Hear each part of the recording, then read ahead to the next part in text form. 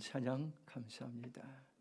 오늘 하나님께서 우리 주일 예배 참석한 우리 한 사람 한 사람에게 특별히 은혜와 평강으로 함께하길 원하십니다. 하나님은 수만 명이 모이는 예배, 또 수천 명이 모이는 예배, 수백 명이 모이는 예배와 동일하게 하나님 수십 명이 모이는 이 예배 자리에 성령님 임재하셔서 오늘 예배를 우리를 받으시고 또 기뻐하시고 오늘 우리의 예배 가운데 주님께서 말씀하신다고 오늘 우리에게 소망을 주셨습니다. 오늘 이 예배를 통해서 살아계신 하나님을 만나는 소망의 시간이 되길 바랍니다. 지난주에는 영동부지방 웨슬리 연합 기념성회가 은혜롭게 마쳐졌습니다. 보통 교회들이 연합해서 모이면 형식적으로 준비하고 억지로 모임에 참여하고 또 주인 의식이 없이 모였다 행사로 이제 집회가 끝나는 일들이 종종 있습니다. 집회를 준비하면서 하나님이 저에게 주신 마음은 연합이었습니다. 교회들이 연합하고 성도들이 연합할 때 어떤 일들이 일어난가를 보게 하셨습니다. 시편 133편 1절 보면 보라 형제가 연합하여 동감이 어찌 그리 선하고 아름다운고 말씀하고 있습니다.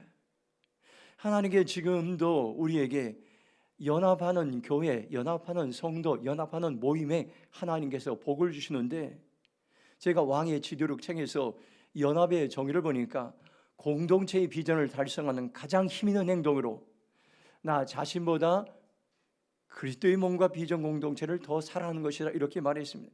공동체마다 비전들이 있습니다. 가정에도 비전들 하나님이 주신 사명이 있고 교회도 하나님이 주신 사명이 있고 교단에도 하나님이 주신 사명이 있습니다. 나라에도 하나님이 주신 사명이 있고 선교단체에도 하나님이 주신 사명이 있는데 그 사명을 달성하는 가장 힘 있는 행동이 바로 연합인 것입니다. 구성원들이 연합할 때 하나님 놀라운 이제 힘과 능력을 주십니다. 바로 연합은 나 자신보다 그리스도의 몸과 비전 공동체를 더 사랑하는 것입니다.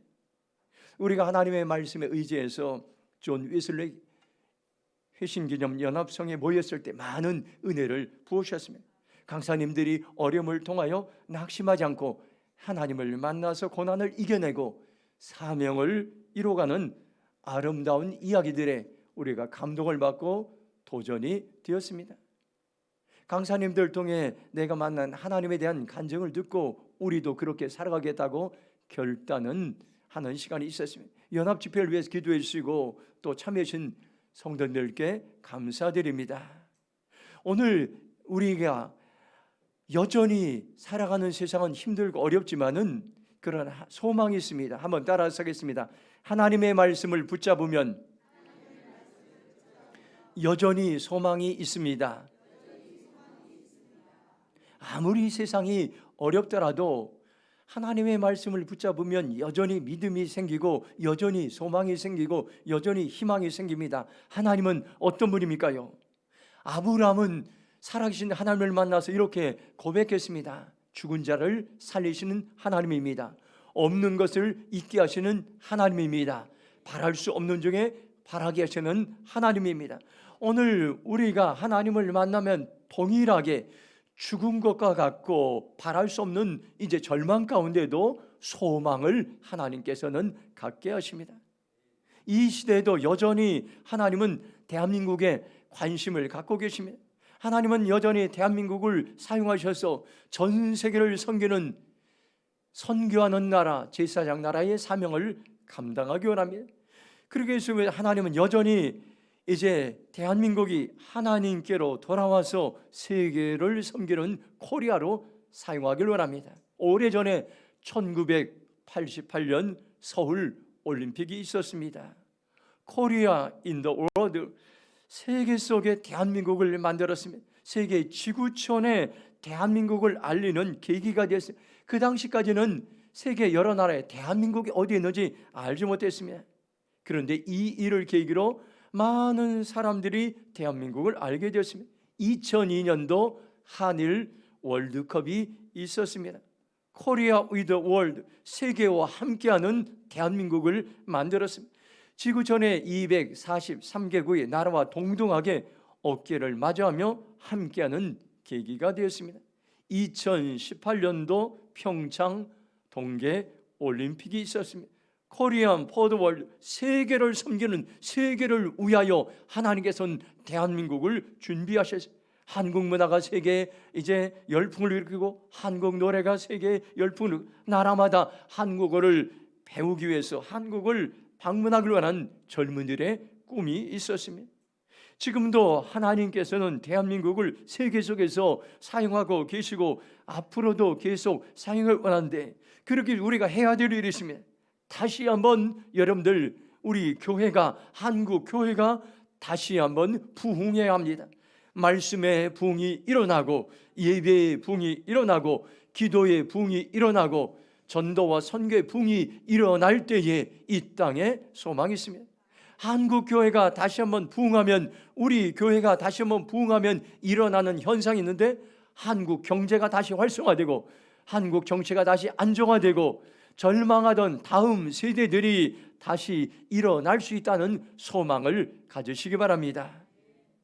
역사적으로 보면 한 나라의 흥망성쇠는 하나님의 말씀에 달려 있습니다.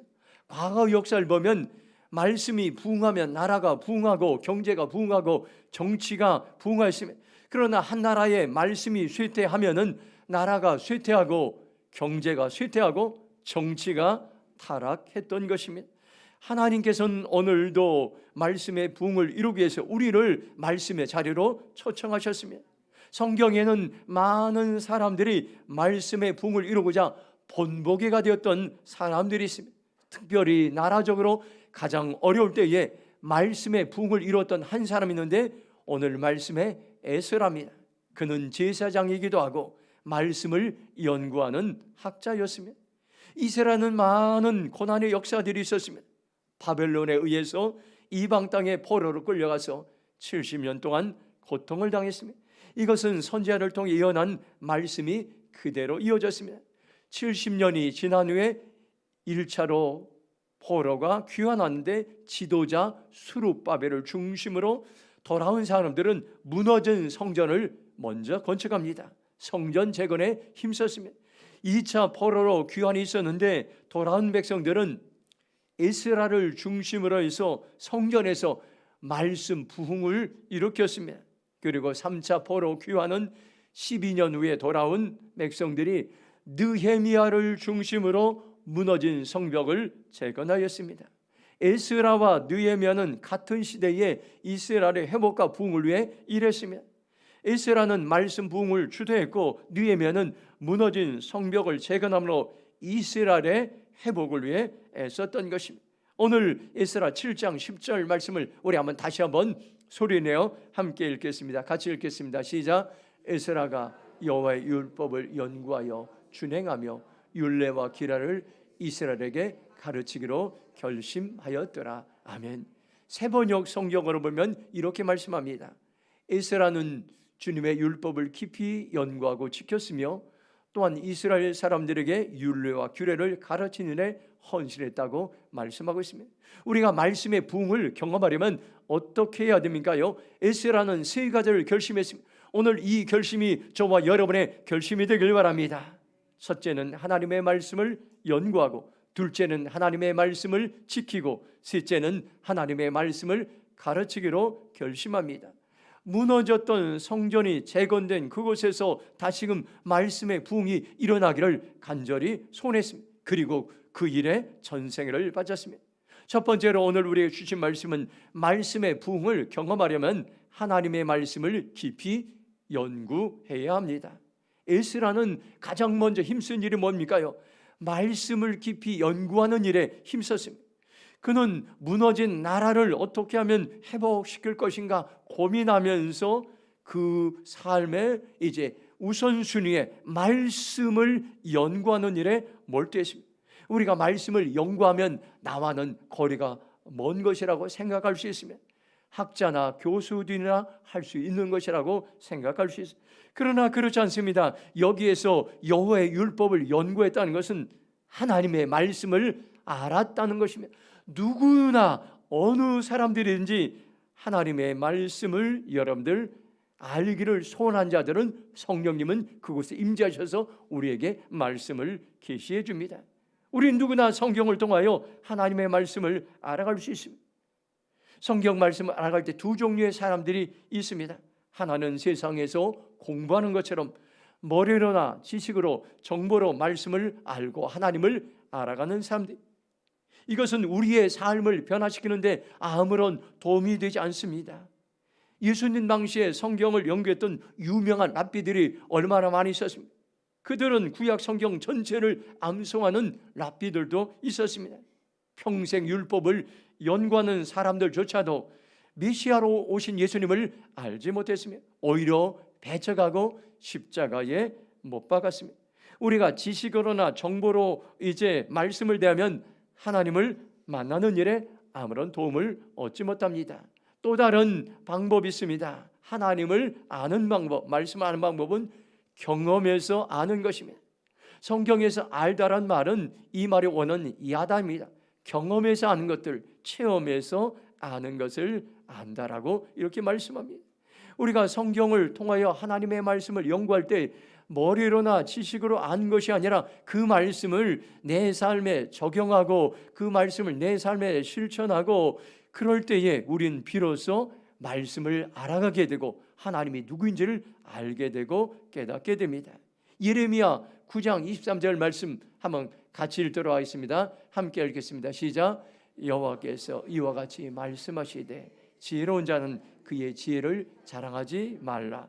용사는 그의 용맹을 자랑하지 말라. 부자는 그의 부함을 자랑하지 말라. 아멘.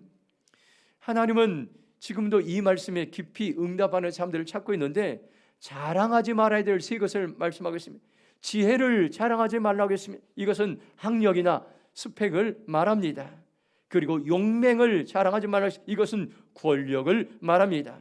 부함을 자랑하지 말라고 말합니다. 이것은 재물을 말합니다. 우리는 이런 것들을 얻기 위해 평생 노력합니다. 그러나 하나님의 눈으로 보면 이런 것들은 별로 중요하지 않다고 말씀하고 있습니다. 예레미야 9장 24절 보면 이렇게 말씀합니다. 자랑하는 자는 이것으로 자랑할지니 곧 명철하여 나를 아는 것과 나 여호와는 사랑과 정의와 공의를 땅에 행하는 자를 깨닫는 것이라. 나는 이 일을 기뻐하노라. 여호와의 말씀이라 말씀하고 있습니다. 하나님은 우리가 무엇을 알기 원합니까? 사랑과 정의와 공의의 하나님을 아는 것을 자랑하라고 자랑의 목록입니다. 하나님을 아는 것을 마음껏 자랑하고 온 세상에 드러내라고 말씀하고 있습니다. 머리로 아는 것이 아니라 경험을 통하여 사랑의 하나님, 정의의 하나님, 공의의 하나님을 알아가라고 말씀하고 있습니다. 우리가 하나님을 알아갈 때 어떤 일들이 일어납니까요? 은혜와 평강이 임합니다. 한번 따라서 하겠습니다. 하나님을 알아갈 때 은혜와 평강이 임합니다. 한번 옆에 분들 인사하시 바랍니다. 당신에게 은혜와 평강이 임하시길 바랍니다. 아멘. 베드로후서 1장 2절 보면 하나님과 우리 주 예수 그리스도를 알므로 은혜와 평강이 너희에게 더욱 많아질 줄. 하나님의 마음이 어떻습니까요? 은혜와 평강을 더 많이 어려운 시대일수록 힘든 시대일수록 은혜와 평강을 더 많이 부어주길 합니다. 언제 이런 은혜를 경험합니까요? 하나님을 알아갈 때, 예수님을 알아갈 때 더 많은 은혜를 보십니다. 은혜란 무엇입니까요? 하나님을 향한 갈급한 마음을 가지게 하는 겁니다. 하나님 없이 내가 살아갈 수 없습니다. 간절한 마음을 우리에게 부어주시는 것입니다. 그리고 살아갈 힘과 능력을 부어주신 것을 은혜로 살아간다고 이렇게 말씀하고 있습니다. 평강이란 무엇입니까요? 외부 환경에 전혀 영향을 받지 않는 내면의 힘을 말합니다. 우리의 마음을 말합니다. 외부 환경이 주변이 폭풍이 몰아치고 전쟁터에 있을지라도 전혀 마음이 흔들리지 않는 것을 평강의 삶이라고 이렇게 말씀하고 있습니다. 어떤 사람들은 주변 환경이 조금만 어려워도 마음이 흔들리고 믿음의 자리에서 떠나가고 감정의 기복이 심할 때가 있습니다. 환경 따라서 감정이 좋아졌다 나빠졌다 합니다. 마음이 쉽게 요동합니다. 왜 이런 사람은 이제 이렇게 합니까요? 평강이 없기 때문인 거예요. 왜 그렇습니까요? 하나님을 아는 일에 힘쓰지 않았기 때문에 평강이 없기 때문에 여러분들 흔들리게 되었습니다. 우리는 전교인이 매일 성경 한 구절을 암송하고 묵상하고 있습니다. 여러분들 매일매일 성경 한 구절에만 작은 것 같지만 이 말씀들을 매일마다 가슴에 새기고 암송하고 묵상할 때 우리는 하나님을 알아갈 수 있고 말씀을 향해 사모하고 갈급한 마음이 생깁니다. 그러면 나로부터 여러분들 말씀의 부흥이 일어나고 나로부터 말씀의 부흥이 일어나면 세상이 회복되고 변화됩니다. 놀라운 것은요, 내 안에 말씀의 부흥이 일어나면 또다시 일어난 현상이 가정이 회복되고 교회가 회복되고 나라가 회복되고 그리고 우리가 그처럼 갈망하는 정치가 회복되고 경제가 회복되고 자녀들이 회복되고 여러분들 전도와 선교가 회복된다는 것을 기억하시 바랍니다. 말씀의 부흥은 멀리 있는 것이 아니라 나로부터 시작되는데 내가 매일매일 말씀 앞에 서서 그 말씀을 읽고 묵상하고 암송하고 또 그 말씀을 연구할 때 내 심장 가운데 말씀의 부흥이 일어날 것입니다. 에스라 7장 10절을 메시지 성경으로 보면 이렇게 번역되어 있습니다. 에스라는 하나님의 계시를 연구하고 거기에 순종하여 살며 이스라엘 사람들에게 그 진리와 규례를 가르치는 일에 헌신했다고 말씀하고 있습니다. 두 번째로 여러분들 말씀의 부흥을 경험하려면 하나님의 말씀을 순종해야 됩니다. 이스라엘 말씀을 연구하고 그 다음에 무엇을 했습니까요? 말씀을 준행했습니다. 이 말은 말씀을 순종했다, 말씀을 실천했다, 말씀을 살아냈다는 그런 말입니다. 말씀을 내가 먼저 연구하고 먼저 그 말씀에 순종하고 그 다음에 가르치기를 원했습니다. 그럴 때에 내가 순종한 말씀, 살아낸 말씀을 가르치고 간증하고 전할 때 이 말씀은 힘이 있고 이 말씀은 능력이 있는 것입니다. 저와 여러분 이제 우리가 해야 될 일이 있습니다. 부지런히 말씀을 듣고 말씀을 읽고 말씀을 암송하고 말씀을 연구하고 말씀을 묵상하시 바랍니다. 그리고 그 말씀을 순종하고 실천하는 삶을 살아낼 때에 소망이 있습니다. 시편 110편 3절 우리가 며칠 전에 묵상하고 암송한 말씀입니다. 주의 권능의 날에 주의 백성이 거룩한 옷을 입고 즐거이 연신하니 새벽 이슬 같은 주의 청년들이 주께 나오는도다. 저는 이 말씀을 금요일 아침에 묵상했습니다. 하나님은 지금도 즐겁게 헌신하는 자를 찾고 계시고 하나님 그런 자들에게 은혜를 부으시고 능력도 부으시고 지도력도 부으시고 재물도 부으시는데 제 자신을 돌아보는 시간이 가지게 되었습니다. 분주하게 지내다 보니 즐겁게 헌신하는 것이 아니라 의무적으로 헌신하고 힘들게 헌신하는 제 모습을 돌아보게 되었습니다. 그리고 즐겁게 헌신하는 방법을 깨달았습니다. 내 힘으로 일하는 것이 아니라 하나님의 능력으로 일하고 주님 안에 일하고 거룩한 삶을 살아갈 때에 즐거이 헌신할 수 있는 길들이 나에게도 열려 있음을 알게 되었습니다. 깨닫는 즉시 주님 제가 즐겁게 헌신하는 삶을 살겠습니다. 내게 헌신의 영을 부어주셔서 결단하는 시간을 갖게 되었습니다. 지난주 존 웨슬리 회심 기념 연합성회에서 이종남 목사님의 간증이 마음에 와닿습니다. 이 목사님은 충청도 괴산에서 17년 동안 시골 목회를 하고 있었습니다. 목회를 하면서 많은 어려움도 있었지만 보람도 있었습니다. 마을에서 부모가 이혼하여 할머니와 살던 어린 남매가 있었는데 그런데 할머니마저 돌아가셨습니다.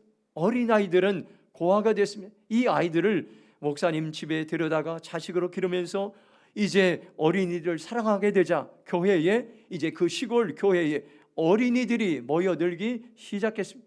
어느 날은 청년들과 함께 교회에서 24시간 기도하다가 은혜를 청년들이 체험하여 청년들이 그 시골 괴산에 많은 청년들이 모여들기 시작했습니다. 목사님은 이제 이 교회가 목사님과 교회가 전국에 알려지게 됐습니다. 다니엘 기도회 강사로 불려가게 되고 또 이제 CBS 극동방송에서 이제 간증도 이제 하게 되었습니다. 그 도시에 있는 큰 교회에서 청빙을 받는 일들이 있었어요. 그런데 하나님이 떠나라는 말씀을 주시기 전까지는 그 교회를 섬기겠다는 마음으로 말씀에 순종해서 지금까지 17년 동안 시골 마을의 교회를 지키며 섬기고 있다는 말씀에 감동되었습니다. 우리가 어떻게 살아야 됩니까? 하나님의 말씀에 순종해서 머무르라 할 때는 머무르고, 하나님의 말씀에 순종해서 떠나라고 할 때는 떠나는 삶을 살아갈 때에 우리는 하나님의 인도하심을 받을 수가 있습니다. 출애굽기 40장 36절 보면 구름이 성막 위에 떠오를 때에는 이스라엘 자손이 그 모든 행진한 길에 앞으로 나아갔다고 말씀하고 있습니다. 이스라엘 백성들이 광야에서 행진하는 분명한 원칙이 있었습니다. 구름이 성막에서 거치면 진을 거두어 떠나갔습니다. 출애굽기 40장 37절 보면 구름이 떠오르지 않을 때는 떠오르는 날까지 나가지 아니했다고 말씀하고 있습니다. 그러나 구름이 거치지 않으면 거칠 때까지 떠나지 아니했습니다. 이스라엘 백성들이 광야에서 행진할 때 사인이 있었는데 구름이었습니다. 구름을 보고 떠나기도 하고 멈추기도 했습니다. 구름을 통해 하나님의 뜻을 알고 철저히 순종했을 때, 그때 광야에서 하나님의 놀라운 은혜와 돌보심을 체험했습니다. 왕의 지도록인 책에 순종의 의미가 있습니다. 세상을 변화시키는 가장 강력한 행동으로 하나님의 말씀을 듣고 말씀하신 그대로 행하는 것이라고 이렇게 말합니다. 한번 따라서 하겠습니다. 세상을 변화시키는 가장 강력한 행동으로 하나님의 말씀을 듣고 말씀하신 그대로 행하는 것이다. 아멘. 순종은 세상을 변화시키는 가장 강력한 행동인데, 순종은 뭡니까요? 하나님의 말씀을 듣고 말씀하신 그대로 행하는 것입니다. 저와 여러분들이 삶의 현장 속에서 하나님의 말씀을 듣고 순종할 때 변화의 놀라운 역사들이 일어날 것입니다. 오늘 우리는 말씀에 순종하고 그 말씀을 지켜 행할 때 나를 통해서 변화와 회복과 부흥의 역사가 일어난다는 것을 기억하시 바랍니다. 구약 성경 역사 전체를 통해서 한 가지 공통점이 있습니다. 어느 때에 이스라엘 나라가 강성했습니까? 어느 때에 그 주변 나라에 영향을 줬습니까요? 하나님의 말씀이 그 나라에 부흥할 때인 것입니다. 말씀이 부흥할 때, 말씀에 순종할 때 말씀의 부흥이 일어나고, 말씀이 부흥할 때 개인의 부흥이 일어나고, 말씀이 부흥할 때 교회의 부흥이 일어나고, 말씀이 부흥할 때 사회의 부흥이 일어나고, 말씀이 부흥할 때 나라가 부흥하는 놀라운 역사가 성경 전체를 통해서, 기독교 역사를 통해서 우리에게 분명하게 말씀해 주고 있습니다. 저와 여러분들이 하나님의 말씀에 순종하고 지켜 행할 때에 말씀의 부흥이 일어날 줄 믿습니다. 마지막으로 에스라 7장 10절을 제가 공동 번역 성경으로 보면 이렇게 번역됐습니다.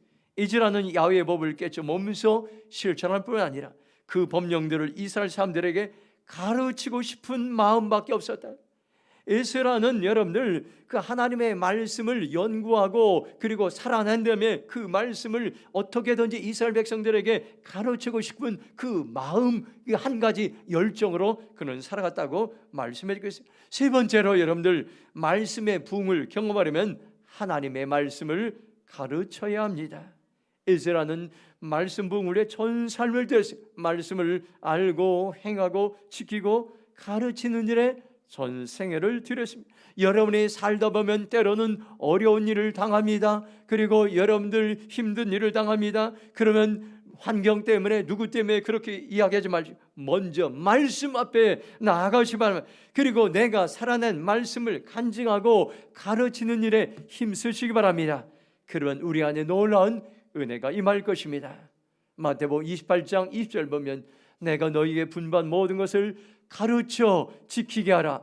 볼지어다 내가 세상 끝날까지 너희와 항상 함께 있으라 하시라 말씀하고 있습니다. 마태복음 28장 18절 20절 말씀은 예수님이 제자들에게, 모든 성도들에게, 우리들에게 명령하신 위대한 명령인 것입니다. 선교는 예수님의 절대적인 명령입니다. 우리가 순종해야 될 말씀입니다. 그 놀라운 것은 예수님이 명령한 모든 것을 선교의 현장에서 가르쳐 지키게 하라고 말씀하고 있습니다. 언제까지 가르칩니까요? 예수님 말씀은 지킬 때까지 가르치라고 말씀하고 있어요.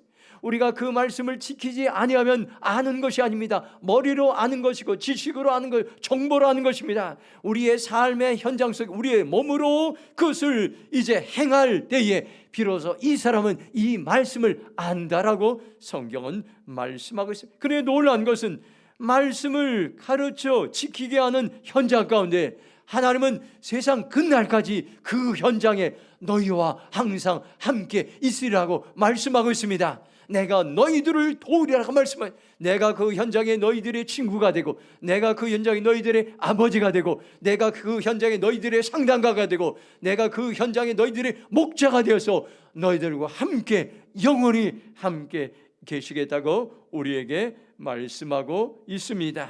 저와 여러분들, 다시 한번 여러분들, 우리가 말씀을 가르치는 현장 가운데 놀라운 하나님의 권세와 능력을 우리에게 이미 부어주셨다는 것을 여러분들 기억하시 바랍니다.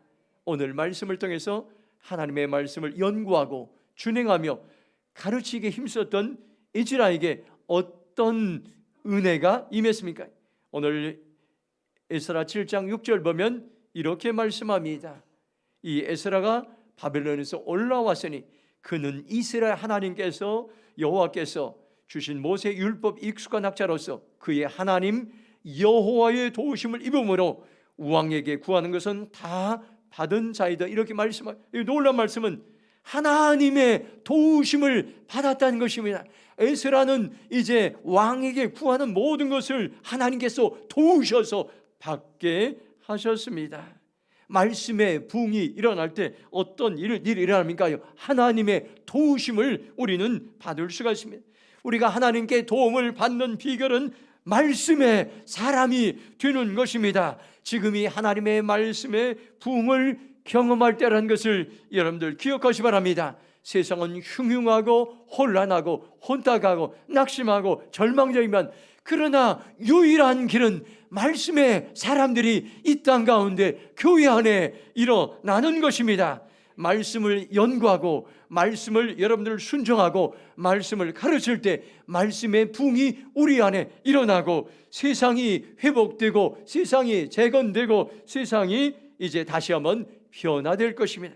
오늘 다시 한번 이 말씀을 여러분들 기억하시면서 말씀의 부흥을 이루는 그러한 복된 삶을 살아가길 주님의 이름으로 축원합니다.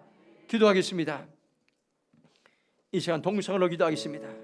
우리의 유일한 소망이 있습니다.